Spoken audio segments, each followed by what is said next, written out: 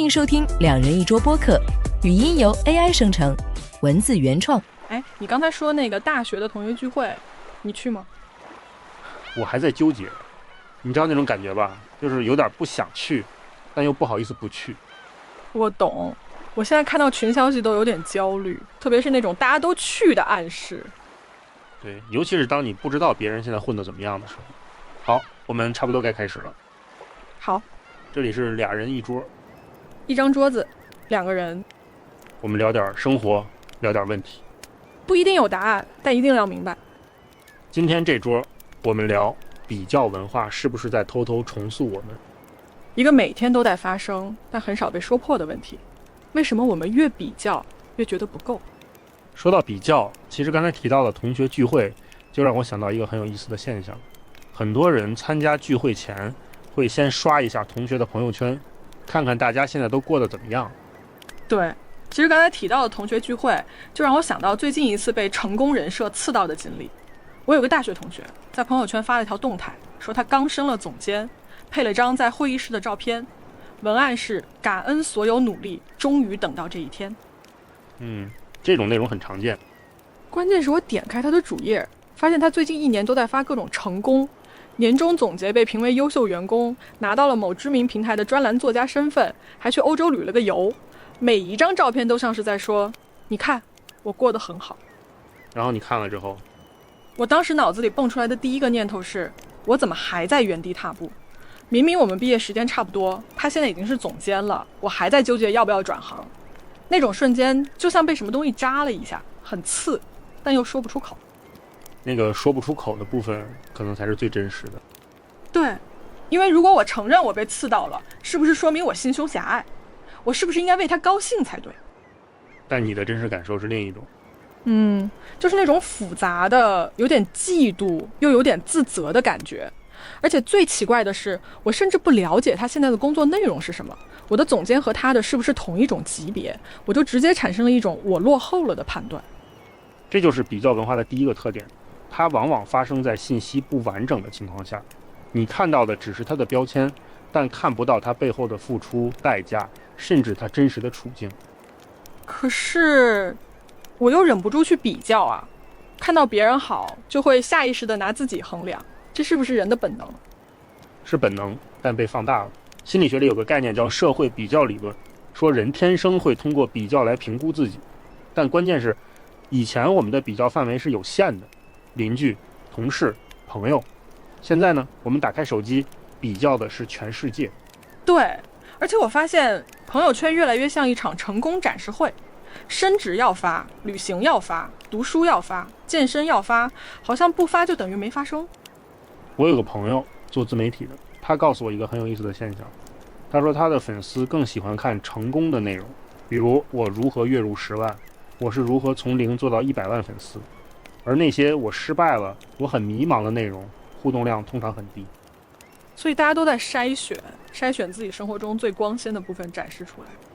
对，这就是社交媒体的基本逻辑，你看到的是别人希望你看到的，或者更准确的说是算法希望你看到的，因为算法知道成功故事比失败故事更容易引发互动。但问题是，当所有人都在展示成功，我们刷手机的时候就会产生一种错觉，好像全世界都在进步，只有我在原地踏步。这就是幸存者偏差的社交媒体版本。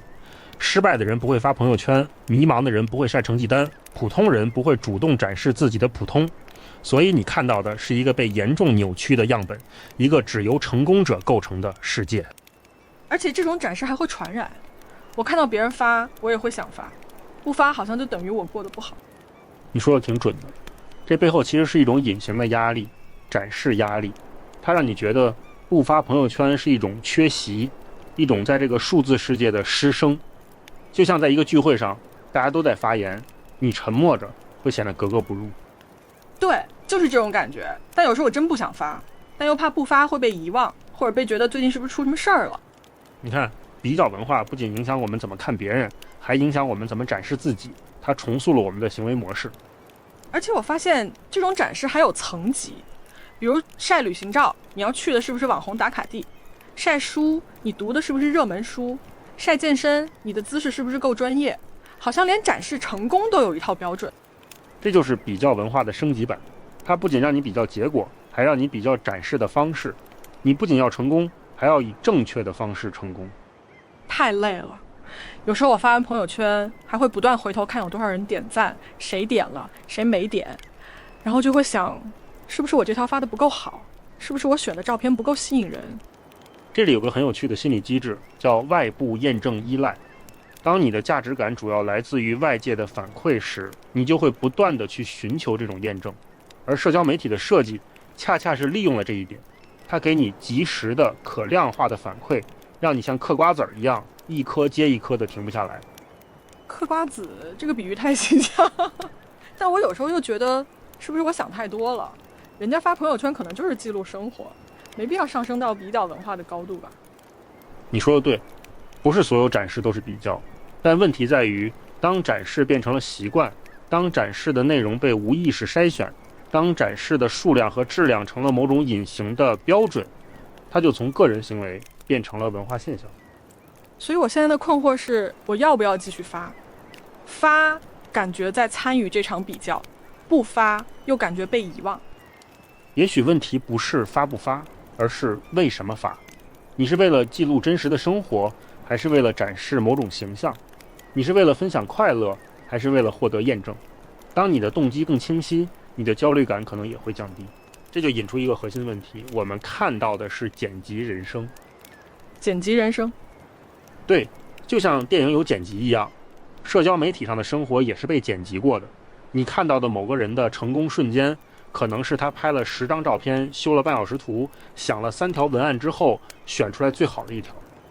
这个我懂，但我有时候会想，别人剪辑不剪辑跟我有什么关系？我不想分析那么多，就看看就好。问题在于大脑不会自动给你标注这是剪辑版。当你看到别人的成功动态时，你的第一反应是把它当成真实生活的全部，然后拿来跟自己的完整生活比较。这就像拿别人的精装样板房跟你的毛坯房比，不公平，但你停不下来。可是就算我知道是剪辑的，我还是会感到压力啊。因为无论如何，别人确实在进步，别人确实比我过得好，这不是剪辑能伪造的。你说的有道理，剪辑不能伪造所有，但它可以放大某些部分，隐藏某些部分。比如你同学升总监这件事是真的，但照片里没显示的是，他每天加班到深夜，周末也在处理工作，可能还牺牲了很多个人时间，这些代价被剪辑掉了。但每个人都有代价啊，我也在付出，我也在努力，为什么我还没升总监？小雅，我问你一个问题，你是不是酸？什么？你是不是酸？就是嫉妒，心理不平衡。我可能有一点吧，但承认自己酸好像更显得心胸狭隘了。其实酸是正常的，嫉妒是人的基本情绪之一，它不是羞耻的事儿，关键在于我们怎么处理这种酸。所以我酸了，然后呢？我是不是应该反省自己，为什么我会酸？可以反省，但不是自我攻击。你可以问自己，我酸的是什么？是他的职位，是他的收入，是他的生活状态，还是他被人认可的感觉？找到酸的来源，可能比压抑酸的念头更有用。我酸的可能不是总监这个职位本身，而是他好像找到了自己的方向，而我还在迷茫。他有被看见、被认可的感觉，而我感觉自己一直在默默努力，却没有人看到。这个洞察很有价值。你酸的不是结果，而是状态，一种有方向、被认可的状态。这可能才是你真正渴望的。但你看，我就算分析了，也还是改变不了他升总监，我还在迷茫的事实啊。分析的目的是让你从嫉妒的漩涡里跳出来，看清楚自己真正想要什么。当你知道你渴望的是被认可和有方向，你就可以去寻找属于自己的路径，而不是继续盯着他的轨迹。有道理。但说实话，我还是会有那种比较的冲动，很难控制。不用控制，你只需要在比较发生时多问一句：我在比什么？这个比较的信息是完整的吗？这个比较的标准是谁定的？这会不会太理性了？有时候我就是单纯的刷手机，看到别人好，心里不舒服。我要做这么多自我分析吗？不用每次都分析，但当你发现这种不舒服越来越频繁，开始影响你的情绪时，就可以试着用这种方式解构一下。目的是让比较从自动化的反应变成有意识的选择。有意识的选择，但是有些比较好像是无法避免的，比如职场上的竞争，你不比较，别人会比较。对，这就是现实的部分。比较文化不只是社交媒体上的展示焦虑，它也渗透在职场的绩效考核、教育系统的排名，甚至是相亲市场的条件比对里。我们无法完全逃避比较，但我们可以选择比较的尺度和比较的内容。什么叫比较的尺度？比如在职场上，你可以关注自己的成长曲线，而不是别人的绝对成绩。你可以问自己，我比去年进步了吗？我在这个岗位上获得了什么能力？这种比较的尺度是从横向竞争转向纵向成长。那比较的内容呢？比如相亲市场上，人们习惯比较收入、学历、房子大小，但你可以选择比较价值观是否匹配，是否有共同话题，能否相互尊重。这就是改变比较的内容，从外部指标转向内在特质。但这样会不会让我在竞争中处于劣势？比如面试时 HR 就是要看我的学历和成绩，我说我比去年进步了，有什么用？现实确实很残酷，所以我不是在说完全不比较，而是在说别让比较成为你价值感的唯一来源。你可以在面试时展示你的成绩，但面试之后回到自己的生活中，你要有自己的评价标准，不是 HR 的标准，而是你自己的。这个自己的标准听起来很重要，但怎么建立呢？需要时间，也需要练习。你可以从一些小问题开始。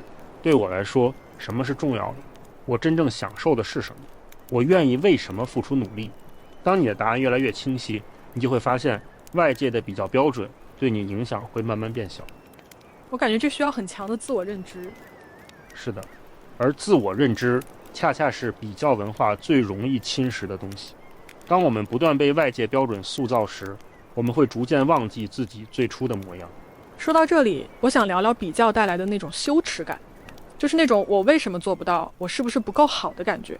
有时候刷完手机，我会陷入一种自责，好像我所有的努力都不够，好像我永远在追赶一个看不见的终点。这种羞耻感是比较文化最隐形的伤害，它不直接攻击你，而是让你自我攻击。对，而且这种攻击是持续的、慢性的，它不会说你很差，它只会说你还可以更好。这个更好像是一根胡萝卜，永远在你前面，你永远够不着。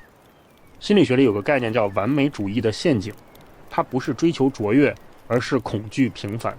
当比较文化不断给你展示不平凡的样本时，你开始恐惧自己只是普通人，而普通在这个叙事里变成了某种失败。我很怕承认自己普通。为什么？因为普通好像意味着没有价值。你看那些被传播、被看见的人，都是不普通的。如果你的故事不够精彩，就没有人关注。但你的价值真的需要被关注来证明吗？我不知道，可能从小到大我接收到的信息都是你要优秀，你要出色，你要和别人不一样。没有人告诉我普通也可以，平凡也可以。这可能就是我们需要重新思考的地方，价值的定义。如果价值只来自于比别人强，比别人特别，那么大部分人注定会失败，因为特别永远是少数人的特权。那你觉得普通人有价值吗？当然有，但价值不来自于特别，而来自于真实。一个真实的普通人比一个虚假的特别人更有力量，因为你不需要表演，不需要维持人设，你可以把精力花在真实的生活上。真实的生活，但真实的生活有时候也很平淡啊，没什么可说的。平淡不代表没有意义，而且我觉得平淡恰恰是生活的基础。那些精彩的瞬间是平淡的点缀，不是全部。当我们被社交媒体训练成只关注点缀时，我们就失去了对基础的感知。我有时候会觉得比较让我忘记了怎么好好生活。我会花很多时间想我该怎么变得更优秀，而不是想我今天想做什么。对，这就是比较文化的重塑，它改变了你的关注点，从我想变成了我应该，从为自己变成了为比较。但我又不能完全不比较啊。现实就是你找工作要比较，你找对象要比较，你买房要比较，这些都是无法避免的。你说的对，所以我们不是在说消灭比较，而是在说看清比较，知道哪些比较是真实必要的，哪些是被设计出来的焦虑。比如找工作时比较薪资，这是真实必要的，但刷朋友圈时比较别人的生活状态，这可能更多是被放大的焦虑。可是有时候界限很模糊啊，比如我同学升总监这件事儿，我一方面觉得这是真实信息，另一方面又觉得它让我产生了不必要的焦虑。界限确实模糊，但你可以用一个简单的标准来分辨，这个比较让你更有动力还是更焦虑。如果它让你想做点什么改变什么，那可能是积极的比较；如果它让你陷入自责怀疑无力感，那可能需要警惕。我同学升总监这件事可能让我更焦虑吧，因为我觉得我追不上他，我不知道我该怎么做。那也许你可以把这种焦虑转化为问题，我真正想要的是什么？是总监这个职位，还是他所代表的那种有方向被认可的状态？如果是后者，你可以从别的途径寻找，不一定要走他的路。但这种转化好像需要很多自我工作啊，我不能每次刷手机都做一遍心理建设吧？不用每次，但当你发现比较带来的羞耻感开始频繁出现，开始影响你的心情时，就可以停下来做一次深度对话，就像我们今天这样。我最近确实越来越频繁地感到那种羞耻感，好像每刷一次朋友圈就给自己增加一份压力。那也许是个信号，提醒你需要调整一下使用社交媒体的方式，比如有意识地关注一些不那么成功的内容，或者给自己设定刷手机的时间限制。我有试过限制时间，但总是坚持不了几天，好像那种看别人在干嘛的冲动比我更强大。这说明比较文化已经深入到你的习惯里了。改变习惯需要时间，也需要替代方案。你可以尝试用别的活动来替代刷手机的时间，比如散步、读书，或者跟朋友见面聊天。但有时候工作太累了，只想躺着刷手机，什么都不想做。这很正常，疲惫时大脑会寻求低成本的刺激，刷手机就是最低成本的选择。但也许真正的休息不是刷手机，而是做点什么都不做，发呆、闭眼、散步，让你的大脑真正休息，而不是继续被信息轰炸。什么都不做听起来好奢侈，但也许是最必要的奢侈。聊了这么多关于比较的话题，我突然在想一个问题。聊了这么多，我突然在想，比较是不是真的无法避免？我觉得是的，人是社会性动物，比较是一种自我定位的方式。当我们不知道自己在哪里时，会通过比较来确定坐标。那既然无法避免，我们该怎么办？也许不是要消灭比较，而是要让比较变得更健康。什么叫更健康？健康的比较有几个特征。第一，信息相对完整，你知道你在跟谁比，知道对方的背景和代价。第二，尺度可触及，你比较的对象不是遥不可及的，而是有一定相似性的。第三，目的清晰，你比较是为了获取信息，找到方向，而不是为了自我攻击。但在社交媒体上，好像这些条件都不满足。对，社交媒体上的比较往往是信息不完整、尺度不可触及、目的模糊的，这就是为什么它容易带来伤害。所以我们要做的是减少社交媒体上的比较。可以减少，但也可以改变参与方式。比如，当你看到一条成功动态时，可以提醒自己，这是剪辑版，我看不到全貌。或者把关注点从比较结果转向欣赏过程，欣赏别人的努力，但不把它当成对自己的要求。欣赏而不是要求，这个区分挺有用的。而且我们也可以尝试反向比较，不仅看别人的成功，也看看别人的困惑和挣扎。当你意识到每个人都在面对自己的问题时，比较的压力就会变小。但很少有人会在社交媒体上展示困惑和挣扎吧？确实不多，但有一些创作者会分享真实的经历，包括失败和迷茫。你可以有意识地关注这类内容，让自己看到更完整的生活样本。我也在想，比较有时候是不是也有积极作用？比如看到别人成功，我会有动力去努力。有这种可能，但这里的关键是，你的动力是来自我想变得更好，还是我害怕变得更差？前者是积极的，后者是恐惧驱动的，容易带来焦虑。有时候两种都有吧。那就看哪种占主导。如果恐惧占主导，你可能需要调整一下自己的心态。我最近好像恐惧更多一些，总担心自己落后，担心被遗忘，担心不够好。那也许是个提醒，你的安全感可能过于依赖外界的标准了。当你的安全感来自内在时，比较就会变得没那么可怕，因为你知道，无论别人怎么样，你的价值不会因此改变。内在的安全感怎么建立呢？需要时间和练习，可以从小事开始，每天给自己一点独处的时间，不做任何比较，只是感受自己的存在，或者记录一些让你感到满足的事情，不是成就，而是微小的快乐。听起来很简单，但好像很难做到。确实难，因为我们的习惯已经被训练得很牢固了，但每一个微小的改变都是在重建和自己的关系。我最近在尝试一个方法，每天睡前不看手机，而是回顾一下今天发生的几件小事。虽然有时候想不起来什么特别的，但至少让一天结束在没有比较的状态里。这很好，哪怕是很小的改变，只要持续就会有影响。而且这种回顾本身就是一种自我关怀，你在用注意力喂养自己的真实生活，而不是别人的展示版。有时候回顾完会觉得今天其实还不错，虽然没有别人朋友圈里那么精彩。那就够了，你的生活不需要比别人精彩，只需要让你自己感到真实。我们聊了这么多，我最后还是有个困惑。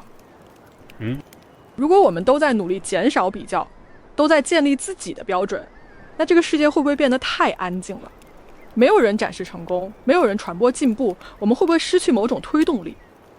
或者说，比较文化虽然让我们痛苦，但它是不是也在塑造着某种向上的集体氛围？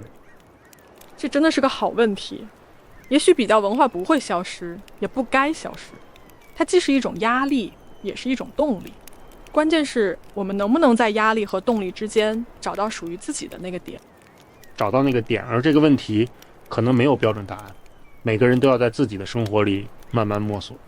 也许这就是我们这期节目留给自己的问题吧。好，今天这一桌就聊到这儿，如果你有不同的想法，也可以留言说说。我们下次再做。